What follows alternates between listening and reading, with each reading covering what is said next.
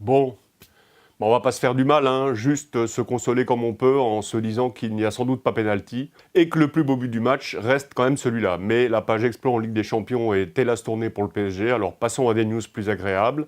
19h30, c'est l'heure du journal des Yvelines.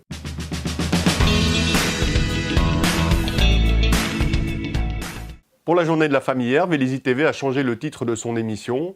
Le masculin ne l'emportant plus grammaticalement sur le féminin le 8 mars, c'était donc « Elles font Vélizy ». Parmi les 4 portraits de femmes présentés, celui peu commun de Chantal Pirotte, la première femme à avoir été nommée à la tête d'un programme pour les forces océaniques stratégiques. Mon parcours professionnel pour une femme est quand même un peu particulier.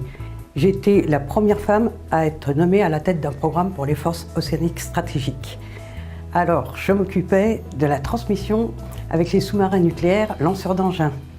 Mais ce qui m'étonne le plus quand je regarde mon parcours professionnel, c'est que 30 ans après, les femmes rencontrent le même genre de difficultés que moi en tant que femme. Après le film de présentation des paysages des Yvelines hier avec le Conseil en architecture, urbanisme et environnement, voici, réalisé par le même CAUE 78, la vision des Yvelines qu'a Pierre Bédier, président du conseil départemental. Alors peut-être qu'une des caractéristiques des Yvelines, c'est en matière d'urbanité le fait que depuis le XVIIIe siècle, depuis la création de Versailles, c'est un lieu de ville nouvelle.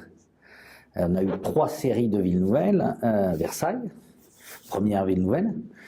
Deuxième ville nouvelle, Maison Lafitte-Le Vésinet. C'est la conception de ces villes-jardins. Avant les cités-jardins, on avait inventé les villes-jardins. Puis on a eu effectivement après, le XXe siècle, la cité-jardin, une cité-jardin à Trappes.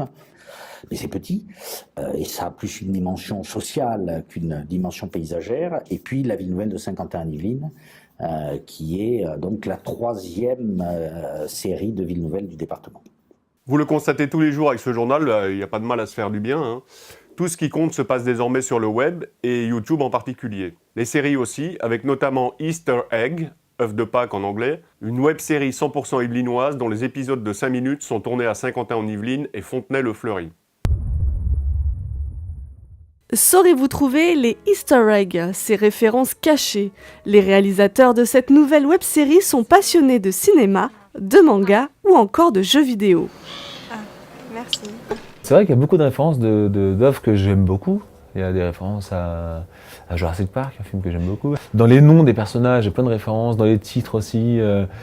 C'est vrai qu'il y a pas mal un hommage, je ne sais pas si on peut dire un hommage, mais en tout cas, clairement, je me suis inspiré des choses que j'aime bien.